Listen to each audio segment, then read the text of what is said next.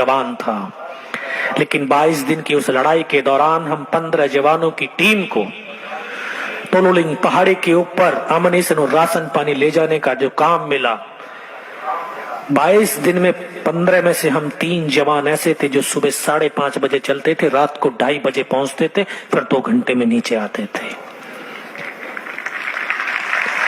उसी काम की बदौलत, उसी कार्य की बदौलत हम तीनों जवानों की एक पहचान बनी कि तीनों लड़के फिजिकली मेंटली बहुत स्ट्रांग हैं, इनको घातक प्लेटून के अंदर शामिल किया जाए।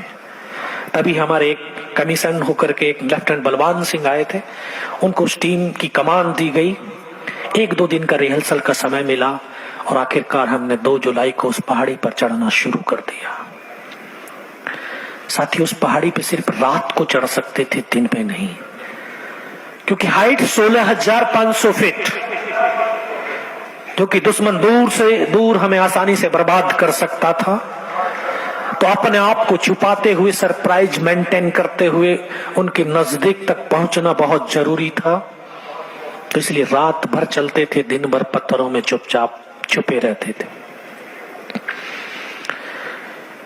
दुश्मन का बाहर गोलाबारी चल रहा था, बर्फीला तूफान चल रहा था, लेकिन इन सब की परवाह न करते हुए ये हिंदुस्तान के जवान कंधे से कंधा और कदम से कदम मिलाते हुए 2 रात और 1 दिन उस पहाड़ी पर लगातार चढ़ते रहे। और तीसरी रात का वो मंजर आज भी मेरी आंखों के सामने ऐसे नजर आता है कि जैसे कल ही की तो बात है।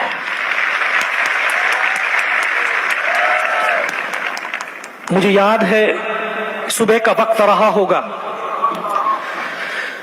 बिल्कुल खड़ी चट्टान, 90 डिग्री की चट्टान थी, उसके ऊपर सिर्फ रस्सियां बांध करके एक दूसरे का हाथ पकड़ करके हम पूरी टीम चल रही थी। दोनों तरफ दुश्मन के बंकर्स थे, लेकिन अंधेरे की वजह से नहीं दिखाई दिए। लेकिन जब व्यक्ति चलेगा तो आवाज भी होगी, पत्थर भी फिसलेंगे, उनकी भी आवाज होगी। उसी आवाज के तहत पाकिस्तान के दोनों बंकर्स ने इस तरह से फायरिंग खोल दिया। जो हमारी टुकड़ी का रास्ता था वो कटअप हो गया। केवल हम 7 जवान तब तक चढ़ चुके थे जब तक उनका फायरिंग शुरू हुआ। इस स्टेज की बराबर प्लेन स्पेस, सामने दुश्मन के 2 बंकर्स, हम 7 जवानों ने जाकर के अंधाधुंध फायरिंग किया और दोनों बंकर्स में जितने भी पाकिस्तान के सैनिक थे तमाम को मौत की घाट उतार दिया।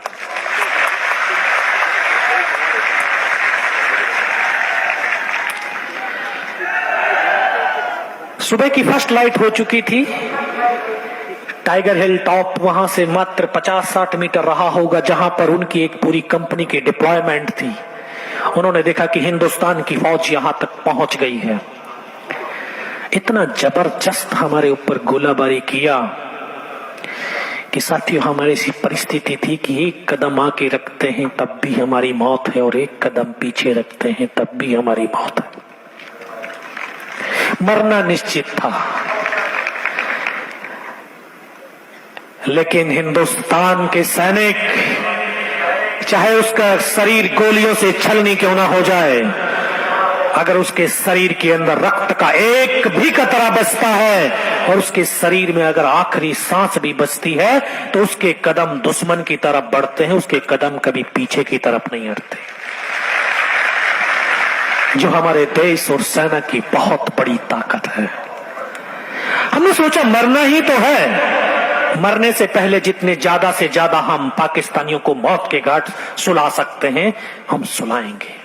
इसी सोच के साथ हम आगे की तरफ भागे, उनके बंकर्स के अंदर जा घुसे, उनकी डेड बॉडियों को निकाल करके बाहर फेंका। 5 घंटे तक लगातार हमारा उनका फायरिंग चलता रहा। हम भी एक कदम आगे नहीं बढ़ पाए, लेकिन उनको भी 1 इंच आगे नहीं बढ़ने दिया। पीछे से कोई सपोर्ट नहीं था, चारों तरफ से हम घिर चुके थे। अभी एक ही रास्ता था कि कुछ ना कुछ ऐसी चतुराई का प्लान बनाया जाए, क्योंकि अभी एमिनेशन खत्म होने लगा था, बहुत कम मात्रा में एमिनेशन बचा था। और ये भी सत्य है कि बिना लीडर के कोई लड़ाई नहीं जीती जा सकती है। उस समय हमारा जो लीड कर रहा था हमारा प्लेटून हवलदार मदन, तभी हमने उसने प्लान बनाया कि अभी जब दुश्मन की आर्टरी उनकी मोटर्स का फायर आता है तभी हम अपना फायर स्टॉप करेंगे, ताकि दुश्मन को लगे कि या इस फायरिंग के दौरान ये हिंदुस्तान के सैनिक मारे जा चुके हैं।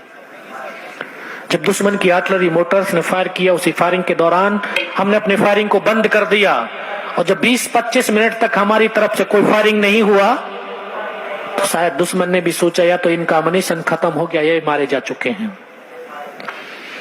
पाकिस्तान के 10-12 जवान सिर्फ ये देखने के लिए आए कि हिंदुस्तान के जवानों की संख्या कितनी है, जिंदे हैं मर गए हैं।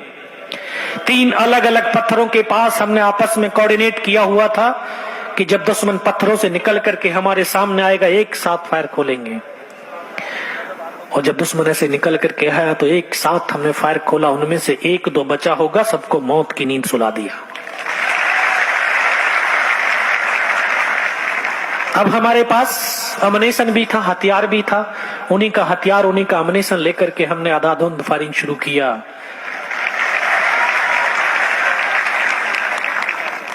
लेकिन जो पाकिस्तान का 1-2 जवान बच गया था, उसने जाकर के अपने कमांडर्स को बताया कि हिंदुस्तान के वहां पर 8 या 10 ही जवान हो सकते हैं। विदिन 30 मिनट 35 से 40 पाकिस्तान के जवानों ने दोबारा से हमला कर दिया।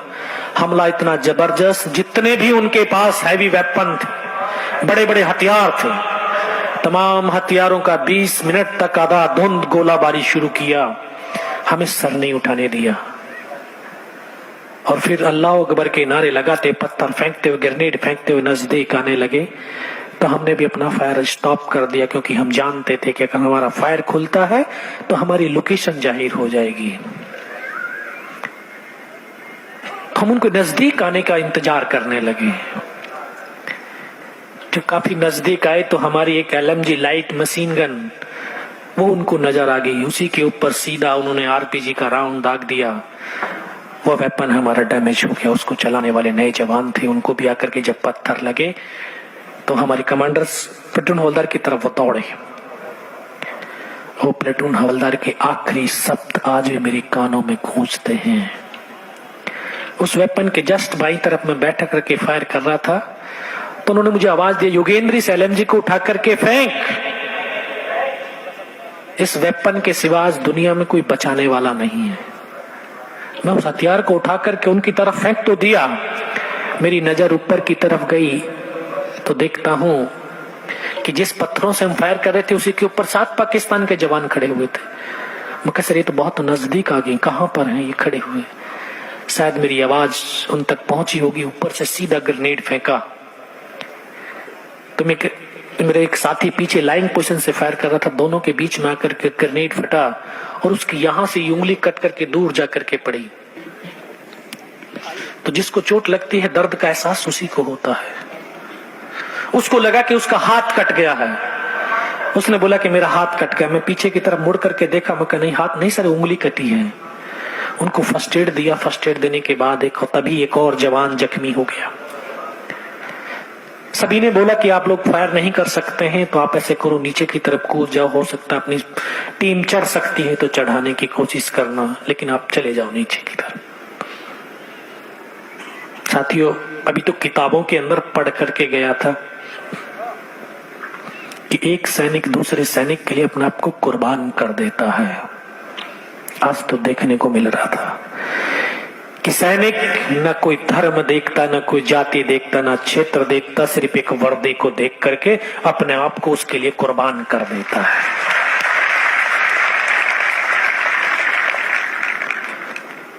उन्होंने बोला कि हम नीचे नहीं जाएंगे, तुम लोगों के साथ यहीं रहेंगे। फायर नहीं कर सकते तो क्या हुआ, बैठ करके तुम्हारा मैगजीन भरते रहेंगे। हम जैसे नौजवानों के लिए तो बहुत बड़ी ताकत थी, बहुत बड़ी प्रेरणा थी कि जो हमारे साथी अपने आप को बचा सकते हैं लेकिन हमारे लिए मर मिटने के लिए तत्पर हैं। तभी एक और हमारे पास स्नाइपर वाला एक LS नायक साहब थे, उनके ऊपर से 3 तरफ से फायरिंग आने लगा। एक मेरा ट्रेनिंग का साथी ग्रेनेडियर अनंतराम, हम दोनों ने एक साथ ट्रेनिंग किया था। हम दोनों को आवाज दिया कि आप तो दौड़ करके उसकी हेल्प के लिए जाओ।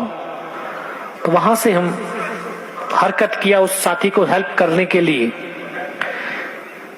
तो शायद मेरी हरकत उनको दिखाई दिया होगा, सीधा ऊपर से फिर ग्रेनेड फेंका और ग्रेनेड का एक ही स्प्लिंटर आकर के मेरे भी घुटने के नीचे लगा, तो मुझे भी शायद एहसास हुआ कि मेरा घुटने से पैर कट गया है, क्योंकि खड़े थे, खड़ा नीचे गिर गया मैं। नीचे गिरते ही एकदम से दिमाग में आया कि देखता हूं पैर कटा है कि नहीं। तो ऐसे हाथ मार करके देखा तो पैर तो था, लेकिन बहुत गहरा जख्म था। खुद फर्स्ट एड करने लगा। अभी फर्स्ट एड कर ही रहा था, तभी एक और ग्रेनेड का स्प्लिंटर आया, उसने आकर के यहां से ये पूरा चेहरा काट दिया।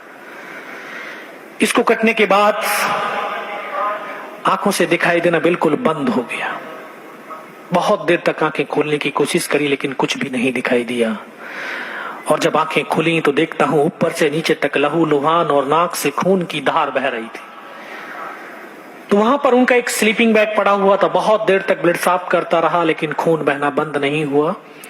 फिर भी रेंगता हुआ अपने उस साथी के पास पहुंचा और पहाड़ी से पीठ लगा करके, ठीक हम आमने सामने बैठे हुए थे, फायर सपोर्ट दे रहे थे अपने साथी को।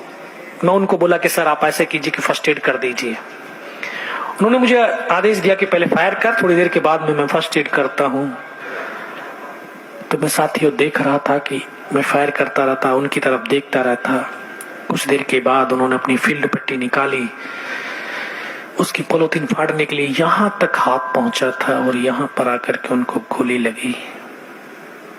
और इस तरह से करते करते पीछे की तरफ लेटते चले गए, लेकिन एक शब्द भी तो नहीं बोले। मेरी बगल में बैठा हुआ मेरा साथी, मैं उसको बोला अनंतराम सर को तो गोली लगी है। और उसके मुख से सिर्फ क्या यही शब्द निकला, उसको आकर के से सीने में ब्रश लगा, वो भी मेरी गोद में आकर के सो गया। प्लेटून हवलदार को बोला सर दोनों बंदों के गोली लगी है, कैसे हैं? दोनों के दोनों शहीद हो गए हैं। साथियों बस मैं इतना ही बोल पाया, तभी उन्होंने अल्लाह अकबर के नारे दिए और इस प्रकार से आकर के हमको घेर लिया। वो एक ऐसा पल, ऐसा मंजर कि एक ही पल के अंदर सब कुछ खत्म हो गया। मेरे तमाम साथी शहीद हो चुके थे, मैं भी उनकी तरफ से मर गया था। पाकिस्तान का वो एक कैप्टन था, वहां पर उसने आकर के बोला कि इनको रिचेक करो, इनमें से कोई जिंदा तो नहीं है। पाकिस्तान के कुछ सैनिक आए, उसने आकर के हमारे जवानों के शरीर के अंदर गोलियां दागने लगे। तो मैं देख रहा हूं कि डेड बॉडी ऐसे उछलती थी, चुपचाप पड़ा हुआ था। उसने आकर के एक एक करके सबको गोलियां मारी, तो मैं भी इस तरह से पड़ा हुआ था। उसने आकर के फर्स्ट में मेरी बाजू में, जांग में, नीचे पैर में 3 जगह पर गोलियां मारी। मैं देख रहा हूं कि धुआं निकल रहा है, लेकिन उस गोली की पीड़ा को चुपचाप पड़ा सहता रहा।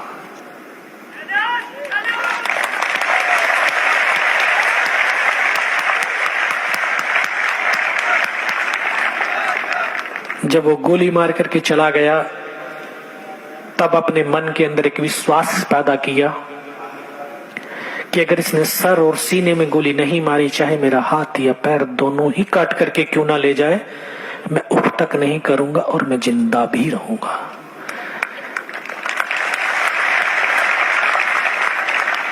साथियों वो विश्वास ही था कि आज मैं आपके सम्मुख खड़ा भी हूं। जैसे डीआईजी साहब ने कहा, जनरल साहब ने कहा कि अगर हम दृढ़ संकल्प कर लें, अपने अंदर एक विश्वास पैदा कर लें किसी काम को करने के लिए, तो जो शरीर की तमाम शक्तियां उस कर्तव्य, उस कार्य को करने के लिए तत्पर हो जाती हैं और दुनिया की कोई ताकत उस काम को करने से रोक नहीं सकती है। विश्वास तो बना करके देखिए। चुपचाप पड़ा रहा। काफी देर के बाद बहुत सारी गालियां दी, यातनाएं दी। तो हमारा नीचे एक, जहां से हम रात को चले थे, लगभग 500 मीटर नीचे हमारा एमएमजी पोस्ट था। उस पोस्ट को कैप्चर करने के लिए टाइगर हिल की बगल में ही मस्को वैली थी, जहां पर उनका बेस कैंप था। उन्होंने सेट से जैसे मैसेज दिया बेस कैंप को कि नीचे जो हिंदुस्तान का एमएमजी पोस्ट है, इसके ऊपर हमला कर दो। ये सूचना जैसे मेरे कानों तक पड़ी तो मुझे लगा कि आज तो मेरी पूरी टुकड़ी खत्म हो जाएगी। तब ऊपर वाले से एक ही प्रार्थना करी कि मुझे इतनी जिंदा रख दे कि मैं अपने साथियों तक सूचना पहुंचा सकूं।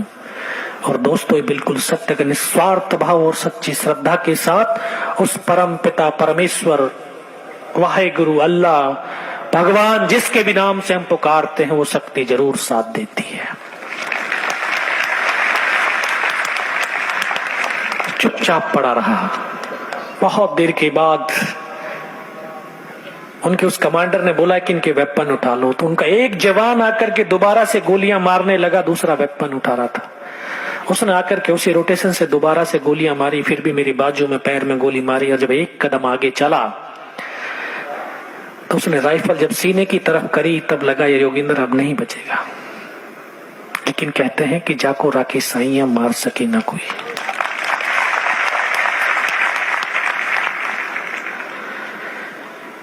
पूरी पैंट फट गई थी चलते चलते उन पहाड़ियों के ऊपर। तो यहां पर पर्स रखा था, पर्स में भी कुछ 5-5 रुपए के सिक्के थे। बस उस परमात्मा को बचाना था, इस मां को बचाना था, क्योंकि मैं शुरुआत में बोला था कि मां ऐसे ही नहीं बोलते भारत मां, मां जैसा कर्तव्य भी निभाती है। ये अपने सपूतों को, अपने वीरों का कि वीरता, शौर्य और पराक्रम को कभी दफन नहीं करती है, बाकी किसी न किसी एक को माध्यम चुनती है कि अपने उन वीरों की वीरता, शौर्य और पराक्रम को दुनिया तक पहुंचा सके। शायद इस मां ने मुझे चुनाव किया था। जब गोली चलाई तो जाकर के उस सिक्कों पर लगी और रिकॉचिट हो गई। गोली के धक्के से मुझे भी आभास हुआ कि यार मैं भी मर गया हूं।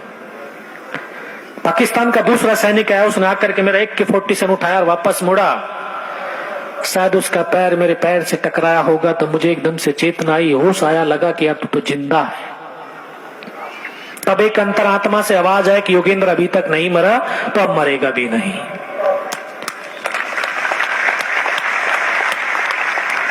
मेरे पास एक हैंड ग्रेनेड था, मैंने अपना हैंड ग्रेनेड निकाला, उसकी पिन निकाल करके जो पाकिस्तान का सैनिक हमारे राइफल उठा करके जा रहा था उसी के ऊपर ऐसे फेंक दिया। जो कोट के अंदर हुड लगे होते थे, हुड के अंदर वो ग्रेनेड गिरा, और जब तक वो ग्रेनेड को निकाल पाता ग्रेनेड फट गया, यहां से उसकी पूरी खोपड़ी उड़ी, हमारे ऊपर आकर के गिर गया। उसके उस ग्रेनेड के धमाके से जो पाकिस्तान के दूसरे सैनिक थे उनमें एकदम से खलबली मची कि इनमें से कोई जिंदा है। कुछ बोले जिंदा नहीं, नीचे से रेनफोर्समेंट आ गई है।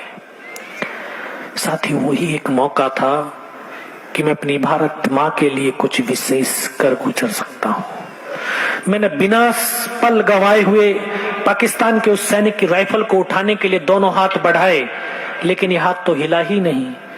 इस हाथ की पूरी हड्डी निकल के बाहर थी। इस हाथ से राइफल को उठाया, वहां से ऐसे ब्रस्ट फायरिंग किया, 4-5 पाकिस्तानियों को मौत की नींद सुलाया। तभी दूसरे पत्थर पर गया, वहां से फायरिंग किया, तीसरे से किया। जब 3-4 जगह से फायरिंग किया तो उनको लगा कि नीचे से हिंदुस्तान की फौज की रीइंफोर्समेंट आ गई है। बस इतना ही तो उनका जोश होता है, इतना ही तो उनमें ताकत होती है, भाग गए डर कर।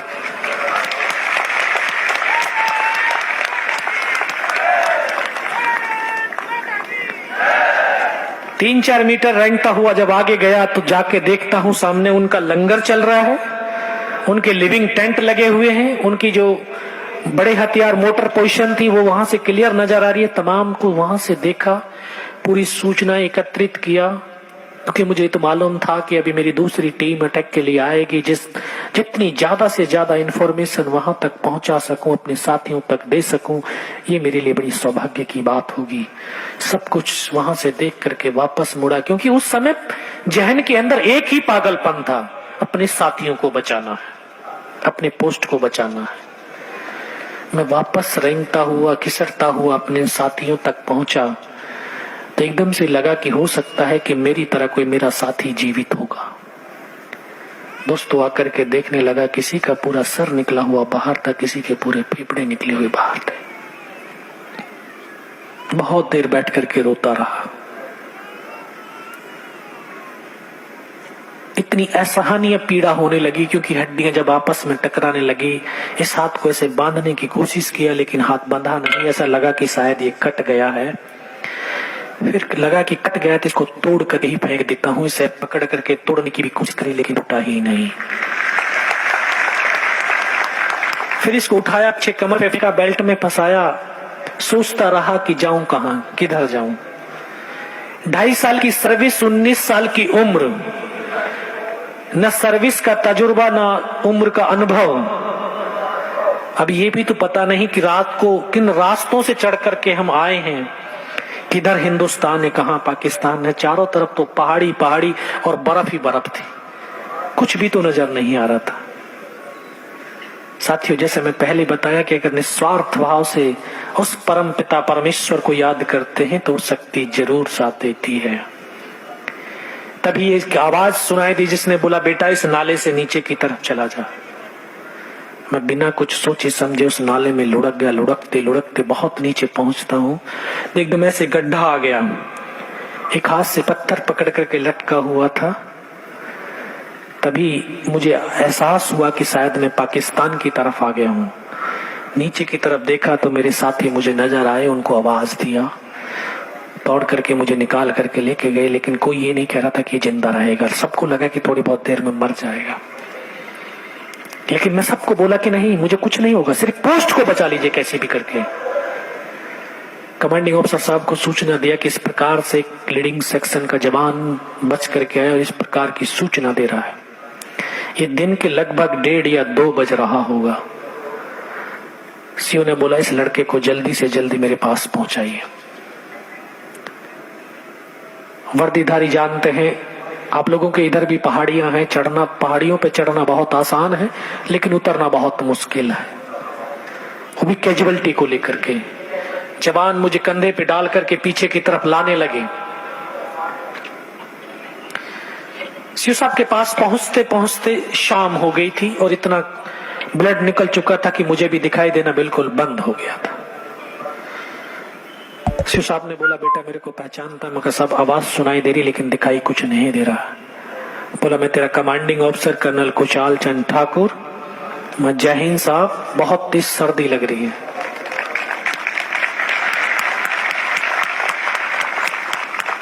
देखिए, लड़ाई तब जीती जाती है जब हमारा इंटरपर्सनल आपसी संबंध मजबूत होते हैं, एक आत्मिक लगाव होता है एक दूसरे के प्रति, और जो फोर्सेस हैं उनके अंदर ये चीजें हैं। एक पिता पुत्र जैसे संबंध होते हैं। उन्होंने तुरंत अपने टेंट के अंदर लिटाया, 3-4 स्टॉप जलवाए। थोड़ी सी गर्मी महसूस हुई, मगर साहब पानी पिला दीजिए, क्योंकि अभी बारूद की वजह से जबान बैठने लगी थी, बड़े सख्त थे। बोला, नहीं पानी नहीं मिलेगा। तभी डॉक्टर ने सुन लिया कि बोला, नहीं नहीं नहीं बेटा, मैं पानी पिलाता हूँ। डॉक्टर साहब आए, उन्होंने आकर के एक ग्लूकोज की बोतल पिलाई। थोड़ी सी एनर्जी आई, महसूस हुई है कि एनर्जी है शरीर के अंदर। सीओ साहब ने बोला, बेटा कुछ बता सकता? मैं कहाँ सब बता सकता हूँ। तब ऊपर का तमाम घटनाक्रम जो भी इंफॉर्मेशन थे उस सीओ साहब को दिया। लास्ट में सीओ साहब ने बोला, बेटा जवान की रिक्वायरमेंट क्या है? साहब, जवान की रिक्वायरमेंट अमनीशन और फील्ड पट्टी की है, खाने के लिए नहीं चाहिए। 72 घंटे से भी ज्यादा का समय हो गया था। एक बड्डी पियर ने सिर्फ आधा बिस्कुट का पैकेट खाया था, आधा तो बैलेंस ही है। सर भूख ही नहीं लगती है। इतना कहते कहते फिर डॉक्टर ने कौन सा इंजेक्शन लगाया, फिर मुझे पता नहीं मैं कहां पर हूं। 3 दिन के बाद होश आया, देखा ऊपर पंखा चल रहा है। पता चला कि 92 बेस हॉस्पिटल श्रीनगर, और वहीं पर मुझे सूचना मिली कि उसी रात को मेरी बटालियन ने दोबारा से अटैक किया और बिना कुछ कैजुअलिटी के टाइगर हिल टॉप के ऊपर विजय पताका फहरा दिया।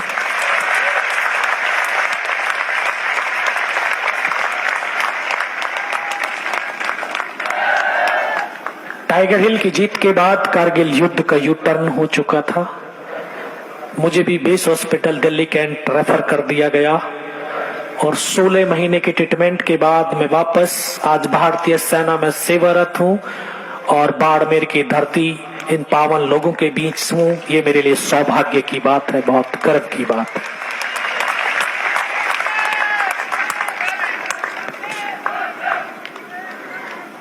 मैं यूथ को, चाहे बाड़मेर की यूथ हो, चाहे हिंदुस्तान के दूसरे नौजवान साथी हो, मैं सबको यही आह्वान करता हूं कि आप, जनरल साहब ने डीआईजी साहब ने, आईजी साहब ने वर्दी के लिए बोला वर्दी होनी चाहिए। मैं आपसे कहता हूं कि हिंदुस्तान आपके दिलों में होना चाहिए, आपके कार्यों में हिंदुस्तान होना चाहिए। क्योंकि किसी भी क्षेत्र में रहें, देशभक्ति ये नहीं है कि हमने वर्दी पहन ली हम ही देशभक्त हैं। देशभक्ति हमारे जज्बातों में होनी चाहिए, हमारे कर्मों में होनी चाहिए। हम कहीं से भी देशभक्ति दिखा सकते हैं, कर सकते हैं। सिर्फ एक जुनून होना चाहिए, देश के लिए जुनून होना चाहिए। जिस भी कार्य में हम कार्यरत हैं, जिस कार्य में हम लगे, जिस क्षेत्र में हम हैं, उस क्षेत्र में काम करते समय अपने राष्ट्रवासियों को सर्वप्रथम रख करके काम करना चाहिए कि इस काम से मेरे राष्ट्र को और मेरे राष्ट्रवासियों को क्या सहूलियत मिल सकती है, उनको क्या सुरक्षा मिल सकती है, उनको क्या संपन्न बन सकते हैं, क्या समृद्ध मेरा राष्ट्र बन सकता है इस कार्य से। अगर इस सोच के साथ हम काम करते हैं तो कोई गलत काम हम कर ही नहीं सकते हैं। हमें सच्चा राष्ट्रभक्त, हमें सच्चा हिंदुस्तानी बनने की जरूरत है।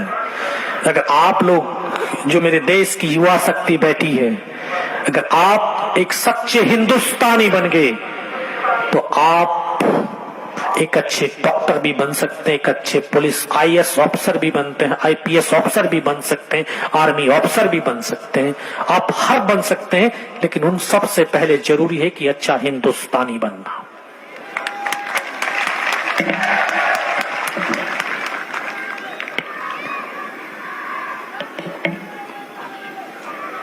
अपनी हर काम के अंदर एक सकारात्मक सोच रखना है। कोई भी काम करें, अगर आपके पास सकारात्मक सोच है तो शरीर की तमाम शक्तियां आपके उस लक्ष्य को प्राप्त करने में मदद करती हैं और उसको करना चाहिए। एक सकारात्मक सोच अपने समाज, अपने राष्ट्र और अपनी ऑर्गेनाइजेशन के लिए रखना बहुत जरूरी है। तभी हम एक सच्चे राष्ट्र का, समृद्ध राष्ट्र का निर्माण कर सकते हैं। क्योंकि ये ताकत, जो आपकी ताकत है, यही देश की ताकत है। जिस दिशा में ये युवा शक्ति की ताकत जाएगी, देश उस तरफ ही जाएगा। तो उस ताकत को सही दिशा में लगाना बहुत जरूरी है और हम सबका दायित्व बनता है, जो हमारे बुजुर्ग बैठे हैं, समय समय पर अपने इस यूथ को सही मार्गदर्शन दें ताकि ये राष्ट्र एक निर्माण राष्ट्र का निर्माण कर सकें और इस देश को समृद्ध, सशक्त और पावरफुल राष्ट्र बना सके। मैं पुनः इस ऑर्गेनाइज कमेटी के तमाम सदस्यों का हृदय से आभार व्यक्त करता हूं कि मुझे इस पावन मिट्टी को चूमने का, अपने माथे पर लगाने का सौभाग्य इन्होंने दिया है। मैं इन सबका आभार व्यक्त करता हूं। और आखिर में मैं एक कहना चाहता हूं क्योंकि बहुत सारे कवि लोग भी हैं और हम सैनिकों की एक जो हमारा परिचय होता है, सब अपना अपना परिचय अलग अलग देते हैं। मैं आपको ये कहना चाहता हूं कि हम सैनिकों का एक ही परिचय होता है, चाहे हम पुलिस का सिपाही हो, चाहे पैरामिलिट्री फोर्सेस का सिपाही हो, चाहे आर्मी, एयरफोर्स, नेवी का सिपाही हो। उसके जवान से एक ही चीज होती है कि वो बोलता है, न मैं नेता हूं न अभिनेता हूं, न नेता हूं न अभिनेता हूं, न कवि हूं, भाषा की परिभाषा से अनभिज्ञ हूं। मैं तो भारत माँ के आंचल पर लगे दागों को अपने लहू से साफ करने वाला सेवक हूं।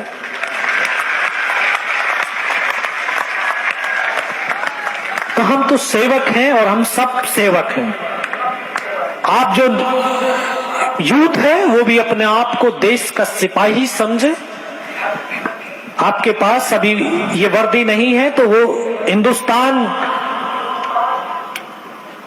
की वर्दी आपके पास सिविल वर्दी है, क्योंकि भगत सिंह ने कोई वर्दी नहीं पहनी थी, आप जैसी ही वर्दी पहन करके इस राष्ट्र के लिए अपने आप को समर्पित किया था।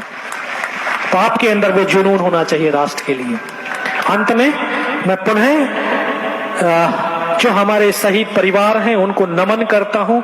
इस बाड़मेर की तमाम जनता को नमन करता हूं। स्टेज पर सम्मानित तमाम लोगों को नमन करता हूं। आखिर में यही कहूंगा कि करमवीर को कोई रोक नहीं सकता है करने से, और उसको कौन मार सकता है जो कभी न डरता हो मरने से। जय हिंद, जय भारत।